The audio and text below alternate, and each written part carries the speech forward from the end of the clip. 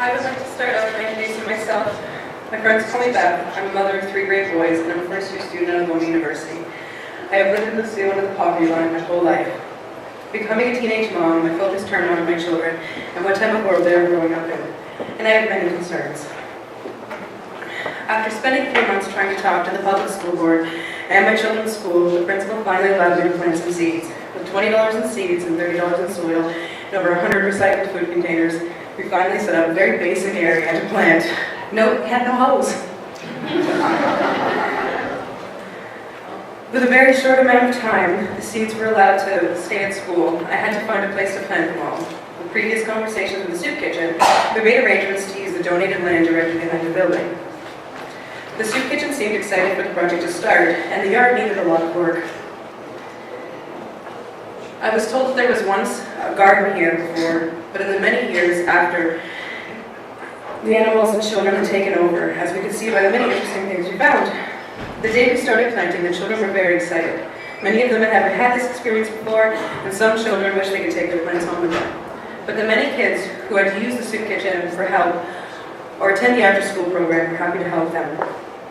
I also made sure to get some interesting seeds to spark interest and imagination.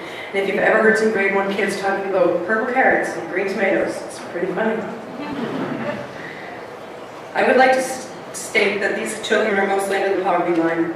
They were crazy excited to plant some food, and they all paid a lot of attention, and even the older kids, who usually acted out in random comedy routines, were really awesome, and they helped out the younger children get their stuff together.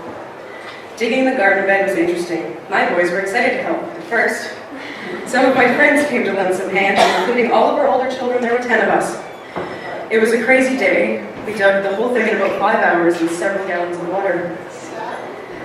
The soil was very dry, and it lacked all the good stuff like worms, but we did what we could with what we had, and I felt it was worth the suffering. In 3 weeks, we went from crazy yard full of glass, garbage, and random boats to awesome garden bed. The clear results of a day's worth of hard work was a valuable lesson for our younger students. Regardless of how cranky we all were by the end of the day, it showed how much we were all capable of. To know that no matter how overgrown or unmaintained, it can still be made something functional, as this yard is in the heart of Jamestown.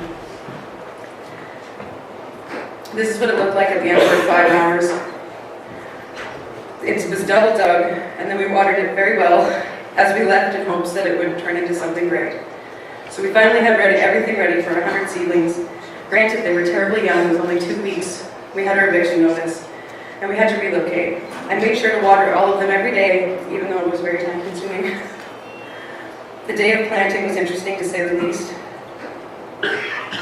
Having no control over who was allowed to come. One child had a broken arm, but only well-behaved students were selected. Regardless of my many reasons, soil was great for all students, especially those with anxiety issues and depression. As many children with these issues often act out, they were not able to participate.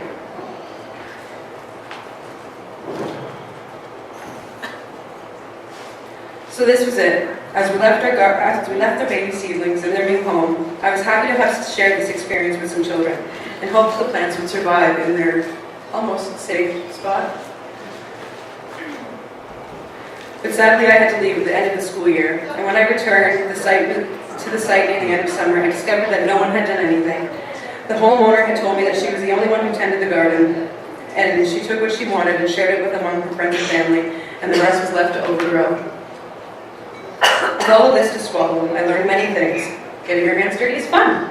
Not having enough hands to support a project is not so fun. I know now how important getting community support is, and I'm learning more about this in university.